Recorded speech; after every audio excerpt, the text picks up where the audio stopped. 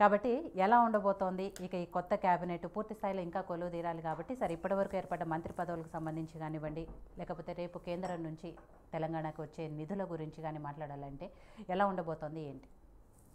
ముందుగా yo-yo TV ప్రేక్షకులకు మరియు ప్యానెల్ పైన ఉన్నటువంటి పెద్దలందరికీ కూడా నమస్తే.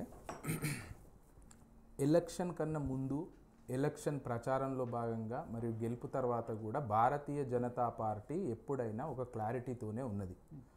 ఎంతసేపు అటు కాంగ్రెస్ కానీ ఇటు టీఆర్ఎస్ కానీ లేదంటే ఉభయ తెలుగు రాష్ట్రాలలో అక్కడ ఆంధ్ర తీసుకున్నట్టయితే వైసీపీ కానీ మోడీ గారి ప్రభుత్వం పైన ఎప్పుడు బురద జల్లే ప్రయత్నమే చేసిరు తప్ప ఎప్పుడు కూడా మోదీ గారి పనులను కానీ లేకపోతే ఆయన చేస్తున్నటువంటి అభివృద్ధిని తెలుగు రాష్ట్రాలకు ఆయన ఇస్తున్నటువంటి నిధులను కానీ ఎక్కడ కూడా ఫోకస్ చేయనటువంటి పరిస్థితి చూసినాం. రాజకీయ పార్టీలుగా వ్యతిరేకించడం అనేది వాస్తవం. వ్యతిరేకించినప్పటికీ పూర్తి స్థాయిలో ప్రజలకైతే ఏం జరుగుతుంది, సంక్షేమ పథకాలు ఏమందుతున్నాయి, అభివృద్ధి ఏం జరుగుతుంది అనేది తెలుసు కాబట్టి మొన్న వచ్చినటువంటి ఎన్నికల ఫలితాలను చూస్తే మనకు అర్థమవుతుంది.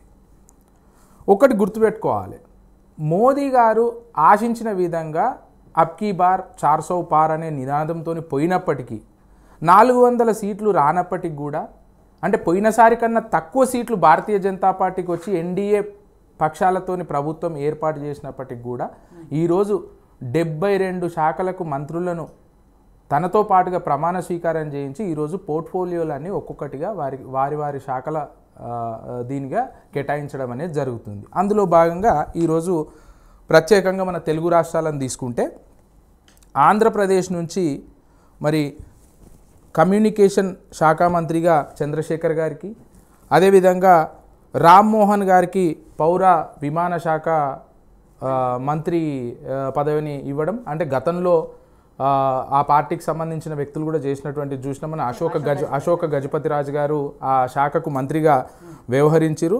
మరి అదేవిధంగా శ్రీనివాస వర్మ గారికి కానీ అక్కడ ముగ్గురికి కూడా ఒక సహాయ శాఖ మంత్రి ఇచ్చి అక్కడ మంత్రి పదవులు అనేది కేటాయించడం జరిగింది. మెయిన్గా ఆంధ్రప్రదేశ్ విషయానికి వస్తే ఆంధ్రప్రదేశ్ నుంచి చంద్రబాబు గారి నాయకత్వంలో ఎప్పుడు కూడా భారతీయ జనతా పార్టీతోని వాళ్ళు ప్రత్యేక హోదా గురించి కానీ లేకపోతే ఆంధ్రప్రదేశ్ అభివృద్ధికి సహకరించాలని మరి నిధుల గురించి నెగోషియేషన్ నడిచింది తప్ప మంత్రి పదవుల గురించి ఎక్కడ కూడా నెగోషియేషన్ జరగలేదు. అక్కడ గెలిచినటువంటి పార్టీలు జనసేన కావచ్చు, భారతీయ జనతా పార్టీ కావచ్చు, ఒక క్రిస్టల్ క్లియర్తోని అంటే వాళ్ళు మోదీ గారిని నాయకునిగా ప్రధానమంత్రి అభ్యర్థిగా ఎన్నుకునే విషయంలో కూడా వారు ఇచ్చినటువంటి స్పీచ్లలో వారు పూర్తి స్థాయి నమ్మకాన్ని నరేంద్ర మోదీ గారి పైన పెట్టి ఈరోజు ఇచ్చినటువంటి శాఖలతోని సంతృప్తి చెందడం అనేది జరిగింది. అదేవిధంగా తెలంగాణ రాష్ట్రానికి వస్తే ఇక్కడ గతంలో నలుగురు ఇది తెలుస్తుంది కదా. ఇప్పుడు వాళ్ళు ఎక్కడ కూడా ఈ శాఖలు మాకు కావాలని చెప్పి డిమాండ్ పెట్టలేదు. వాళ్ళు ఎంతసేపు ప్రత్యేక హోదా కోసము ఆంధ్రప్రదేశ్ భవిష్యత్తును ఎట్లా బాగుపరచుకోవాలి, మంత్రి పదవులది ఏముంది, మనం నిధుల విషయంలో పోరాడేందుకు వాళ్ళు సిద్ధంగా ఉన్నారు. మోదీ గారితో జరిగినటువంటి అగ్రిమెంట్స్ కూడా అట్లనే ఉన్నాయి, వాళ్ళు అదే విధంగా పోరాడుతున్నారు. అండ్ సెకండ్ థింగ్ వచ్చేసరికి తెలంగాణ విషయానికి వస్తే గతంలో మేము 4 నుంచి డబల్ అంటే 8 ఎంపీలు గెలవడం జరిగింది. మరి అదేవిధంగా లాస్ట్ సారి చూస్తే కిషన్ రెడ్డి గారు మంత్రిగా ఉన్నప్పటికీ ఇప్పుడు బండి సంజయ్ గారికి అదనంగా సహాయక శాఖ మంత్రిగా అతనికి ఛాన్స్ దొరికింది. సరే, ఏదేమైనా భారతీయ జనతా పార్టీ అటు ఉభయ రాష్ట్రాలలో మళ్ళా పుంజుకుంటున్న మాట వాస్తవం. ఇచ్చినటువంటి 5 మంత్రి పదవులే కాదు, రేపు పొద్దున ఇంకా స్పీకర్ ఉన్నది, అక్కడ వాళ్ళు కూడా ఆశిస్తున్నారు, పురంధరేశ్వర్ గారు ఆశిస్తున్నారు. మరి అది ఏం జరుగుతుంది అనేది చూడాలి. అదేవిధంగా అంటే ఇప్పుడు 72 శాఖలకు కేటాయించారు కాబట్టి ఇప్పటికిప్పుడే ఇంకో 6 నెలల్లో మళ్ళా యాడ్ చేసే ఇది లేకున్నా కూడా ఆఫ్టర్ ఢిల్లీ ఎలక్షన్స్ అంటే జనవరిలో కానీ ఫిబ్రవరిలో కానీ మళ్ళీ మంత్రివర్గ విస్తరణ ఉంటుంది. ఇంకో 10-11 బ్యాలెన్స్ ఉంటాయి కాబట్టి వాటిలలో ఇంకా ఎక్కడెక్కడైతే బ్యాలెన్సెస్ ఉన్నాయి మరి ఏం చేయాలనేది దానిపైన చర్చ జరిగిన తర్వాత మళ్ళా రాష్ట్రానికి ఇంకా రావచ్చు. ఇప్పటికే ఇదేం అయిపోయింది ఏం లేదు, కానీ ఇప్పటికీ గెలిచినటువంటి వాటిలలో పూర్తి స్థాయి న్యాయం చేసిరని ఇరు రాష్ట్రాలు నమ్ముతున్నాయని మేము పూర్తిగా నమ్ముతున్నాం. కానీ ఇక్కడ నేను స్పెషల్గా అడగాల్సిన విషయం అంటే ఒక మహిళగా అడుగుతున్నాను. మహిళా కోటాలో ఒక్కళ్ళకు కూడా అంటే ఆంధ్రప్రదేశ్కి సంబంధించి కానీ తెలంగాణకు సంబంధించి కానీ ఒకటి కూడా రాలేదు. అండ్ నిర్మలా సీతారామన్ గారు ఆర్థిక మంత్రిగా తను లాస్ట్ టైమో చేశారు, మళ్ళీ ఈసారి కూడా అదే శాఖ కేటాయించారు. కొంత ఆవిడ ఆర్థిక మంత్రిగా ఉన్నప్పుడు కొన్ని విమర్శలు కూడా వచ్చాయి, అయినా కూడా మళ్ళీ ఈసారి ఆవిడకే కేటాయించారు. ఇప్పుడు విమర్శలు నేను అదే చెప్తున్నా విజిత గారు.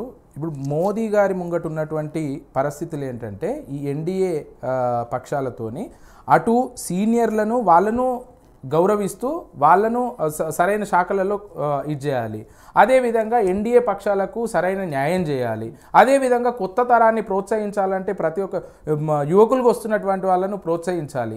అదేవిధంగా రాష్ట్రాలలో ఇప్పుడు కేరళ లాంటి ప్రాంతం ఉన్నది, అక్కడ ఒకే ఒక సీట్ గెలవడం జరిగింది. మరి అక్కడ కూడా వాళ్ళకి ఇచ్చి అక్కడ మేము బలోపేతం కావాలనంటే ఇవన్నీ సమకూరుస్తే ఒక మంత్రివర్గం అనేది ఓ పూర్తి స్థాయి విశ్లేషణతోని ఎన్డీఏ భాగస్వాములు అందరూ కూడా కూర్చొని చేసిందని భావిస్తున్నాం. అదే మహిళలకు మీరు అడిగింది వాల్యుబుల్ పాయింట్.